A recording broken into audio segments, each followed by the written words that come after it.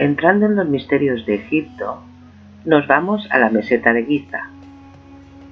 Allí encontramos las tres principales pirámides.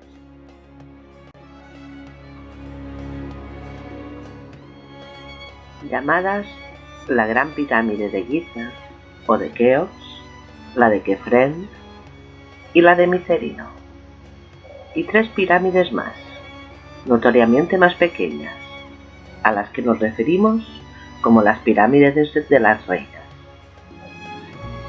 En los últimos tiempos encontramos a muchos investigadores interesados en la construcción de las pirámides, y hasta nuestros días nadie ha logrado hacer una réplica de la Gran Pirámide, ni con la tecnología que tenemos actualmente, ni a una escala menor. Según la egiptología clásica, establece en torno al 5500 a.C.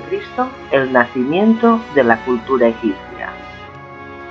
Sin embargo, hay muchas teorías, como explica Bauval en su libro, que consideran que las pirámides ya estaban allí para ese momento. Según indica Bauval, las pirámides ocupan las mismas posiciones relativas que las tres estrellas del cinturón de la constelación de Orión y el brillo relativo de ellas.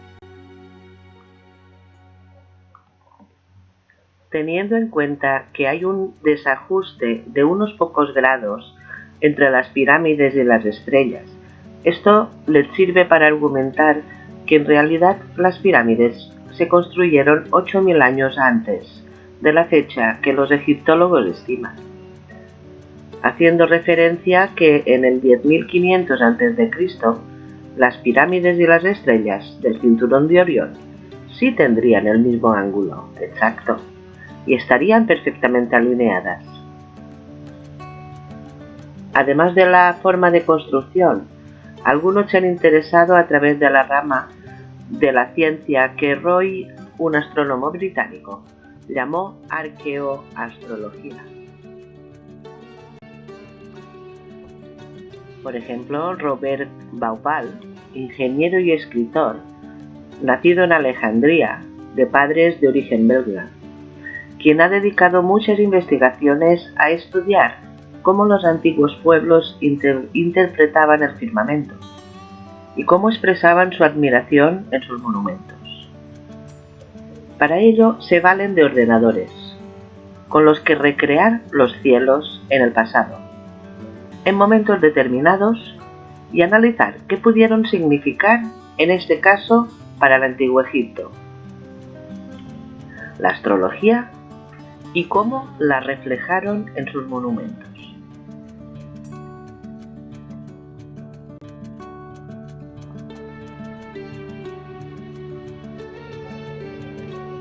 La enorme tecnología en la construcción de las pirámides de Giza y la teoría de su alineación con el cinturón de Orión hace que muchas disciplinas no ortodoxas se interesen en las pirámides más allá de la arqueología y la egiptología tradicional.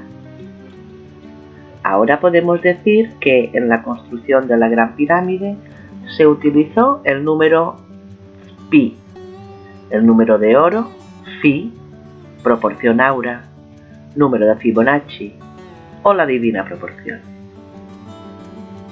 Y a través de la arqueoastrología se ha podido determinar que hace ahora 12.500 años, en el 10.500 a.C., se produjo la alineación exacta de las tres pirámides, con las tres estrellas más brillantes del cinturón de Orión.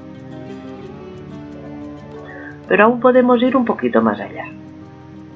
En ese mismo momento, día especial de hace 12.500 años, cuando la constelación de Orión cruza el horizonte y se alinean sus estrellas con exactitud con las tres pirámides.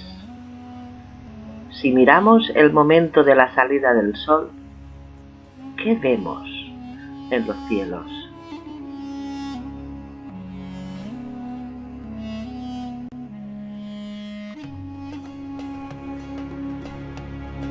En este 10.500 a.C., el sol saldría por el este, en el horizonte.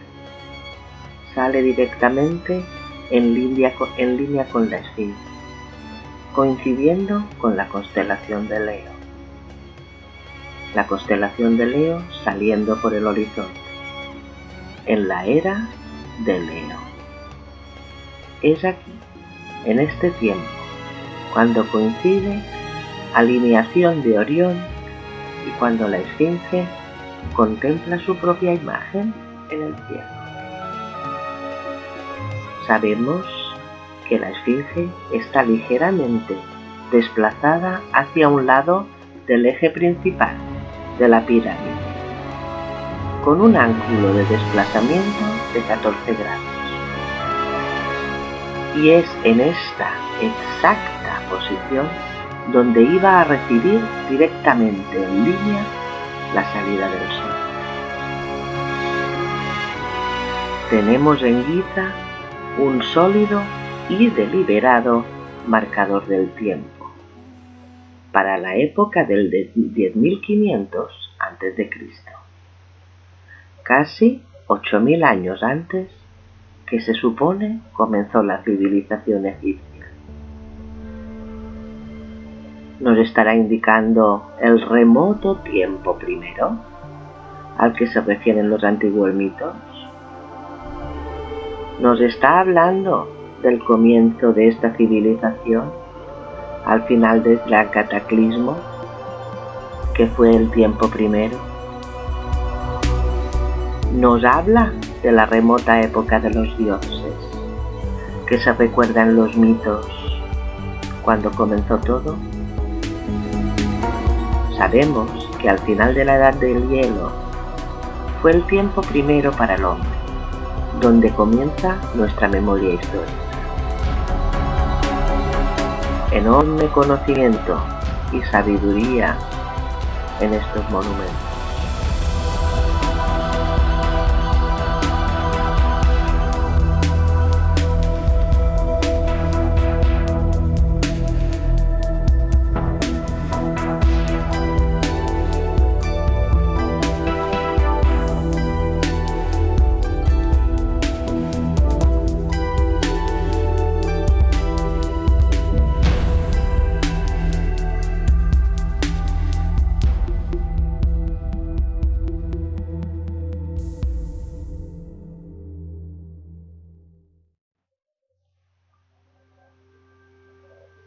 Saqqara.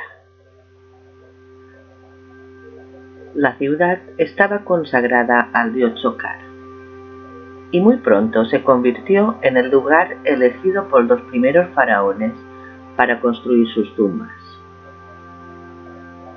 Cubre una amplia zona de 6 kilómetros de longitud y más de 1,5 de anchura. Además, se encuentra la necrópolis de Saqqara Norte, con grandes mastabas de adobe, de faraones pertenecientes a la primera dinastía. Lo primero que vemos al llegar al complejo de Saqqara es que está totalmente destruido, pero podemos ver el mapa de cómo estaban situadas las estructuras. El complejo de Saqqara es el emplazamiento de la necrópolis principal de la ciudad de Menfis, en la ribera occidental del Nilo, situada a unos 30 kilómetros del Cairo y a 17 de la ciudad de Giza. Funcional desde la primera dinastía hasta la época cristiana, 3050 a.C. hasta el 540. Llama la atención la gran extensión que tiene el complejo de Zoser, 277 por 544 metros.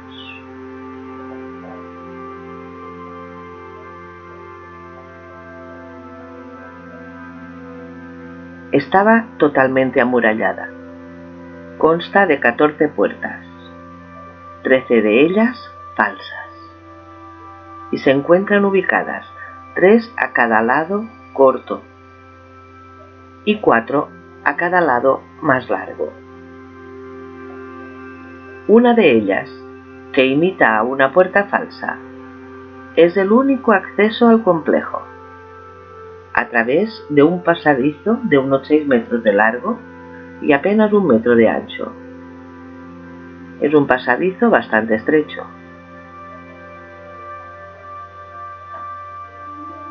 En la entrada hay un maravilloso corredor con techo de enormes columnas en forma de troncos de palmeras.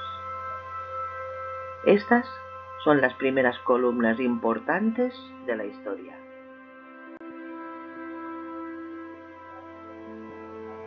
Al parecer, Imhotep, arquitecto del complejo, unió las columnas de 2 en 2. Al estar ligeramente inclinadas, al igual que el tronco de una palmera, y así Imhotep evitaba un posible derrumbe. Las agrupó y rellenó el espacio entre ellas, formando así entre las mismas 21 capillas a cada lado. En total, 42 capillas, como las 42 provincias de Egipto en aquella época. Había una estatua del rey Zoser en cada una, junto al dios de cada provincia.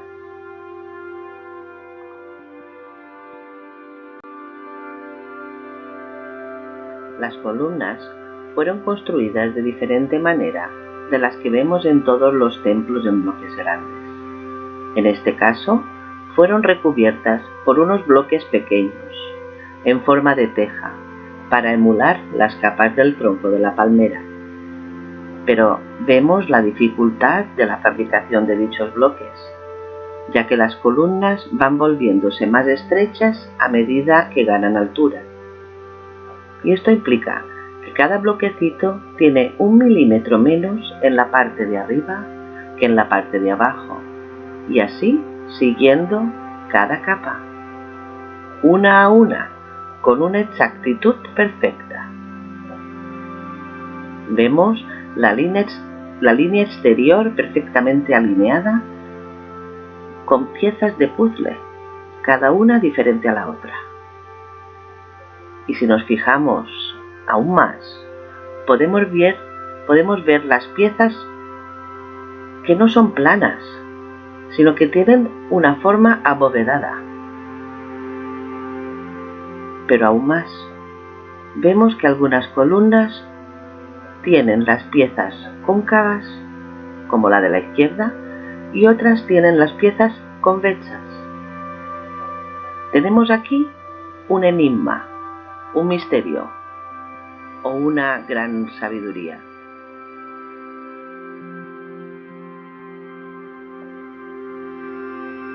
Nos están hablando de la 4ª dinastía. En aquel tiempo, el pueblo era de recolectores y pescaderos, lo que nos lleva a pensar cómo puede haber una ingeniería tan avanzada como la que vemos en la construcción. Está a la vista en todo el complejo de Saqqara. Veamos si vamos más allá de la egiptología ortodoxa, utilizando diferentes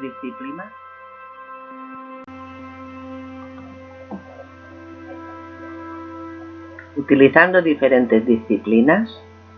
Vemos algo muy diferente de lo que nos han dicho.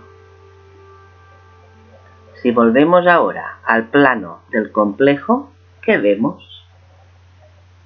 ¿Qué ve ahí un ingeniero en electricidad? Ve claramente un mapa de circuitos eléctricos.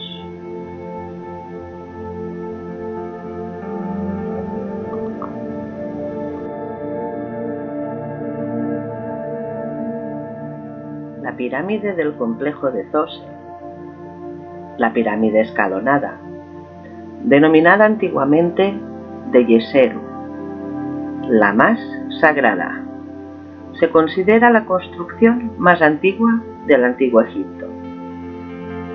El primer escalón, la tierra. Su cuerpo está dominando la tierra. El último escalón, el cielo. La protección del dios Osiris que vive al norte de los cielos. Los escalones dicen que tienen esta forma porque es la forma del rayo, la conexión de la tierra y el cielo a través del rayo, y los escalones toman la forma de los rayos solares. El que hace contacto entre el cielo y la tierra a través de los rayos del sol, que tiene una conexión, dominación y protección para el faraón allí enterrado.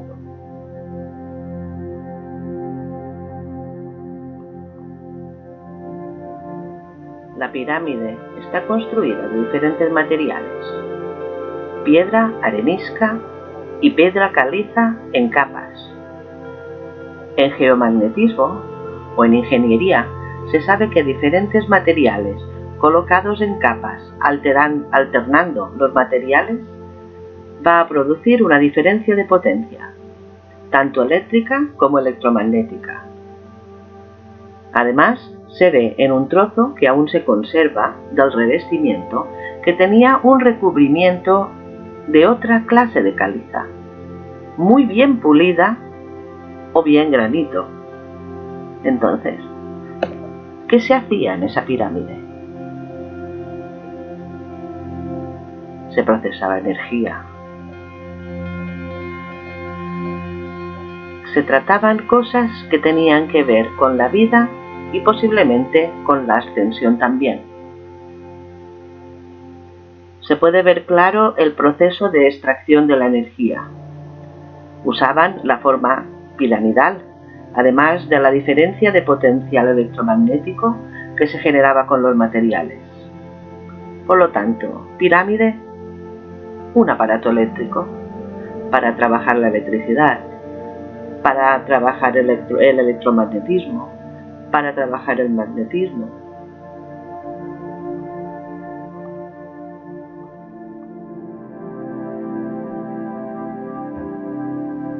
Aquí había una medicina, un conjunto de ciencias aplicadas, que con nuestros conocimientos actuales de la forma piramidal ya usamos terapéuticamente. Podemos ver la inmensidad de los tratamientos que allí se daban. En estos momentos yo me inclino ya totalmente por descartar que fuera una necrópolis. Más bien era un complejo multifuncional, un hospital, un lugar de sanación, un gran laboratorio. Se puede ver claramente que podía ser un lugar de estudio y culto a la sabiduría, usando leyes naturales metafísicas que hoy son perfectamente demostrables. Conocimiento de las leyes herméticas llevadas a su máxima expresión. Estamos hablando ya de espiritualidad y conciencia. Se sabe que los faraones, que ya habían olvidado todo lo original, iban allí para hacerse tratamientos. Serían para rejuvenecimiento celular y podían seguir su reinado pasando las pruebas de fuerza delante de los sumos sacerdotes.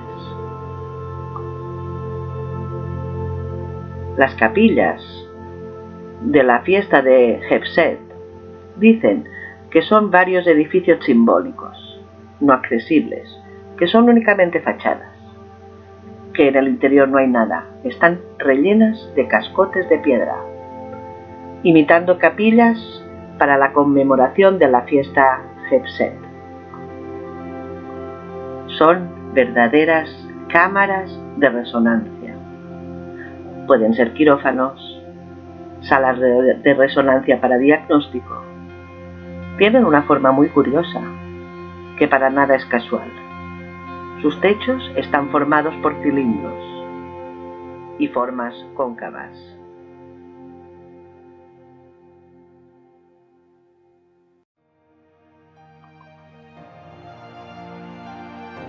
podremos profundizar muchísimo en todo el complejo de Saqqara. Si es que por el momento lo dejaremos aquí. Y en la tercera parte hablaremos de los símbolos que vemos en las paredes, como las serpientes, las torres, que parecen torres eléctricas. Hablaremos de la fiesta ritual del Gesed y cuál era la función oculta de esta ceremonia, para entrar en la sabiduría sacerdotal oculta que allí se alberga. Muchas gracias por vuestra atención. Hasta la próxima. Gracias, gracias, gracias.